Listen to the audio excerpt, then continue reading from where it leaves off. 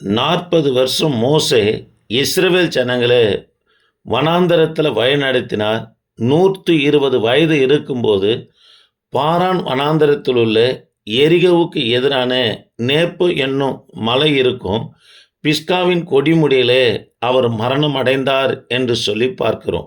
தேவ பிள்ளைகளே, மோசே எப்படி மரணம் அடைந்தார் என்றால், அந்த பிஸ்காவின் கொடிமுடியிலே கர்த்தர் அவரை நிறுத்தி, கானானை பார்ப்ப அதில் பிரவேசிக்க மாட்டேன் என்று கர்த்தர் சொன்ன உடனே திரும்பி பார்க்கிறார்.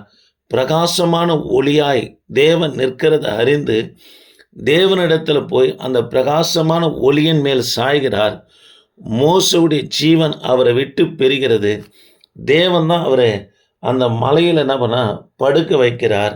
தேவ பிள்ளைகளே, யூதாவின் நிருபத்தில் நம்ம வாசிக்கிறோம், மோசவுடைய சரீரத்தை அடக்கம் பண்ணினது மீகாவேல் தூதன் என்று சொல்லி நாம் பார்க்கிறோம்.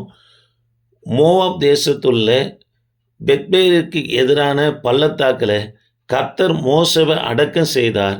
கர்த்தரால் மோசே அடக்கம் செய்தபடியால் மோசவுடைய பிரேத குழி இன்னார வரைக்கும் கண்டுபிடிக்க முடியல. இது உபாகமும் 34 அதிகாரம் 1-7 வரைக்கும் நம்ம வாசிக்கிறோம்.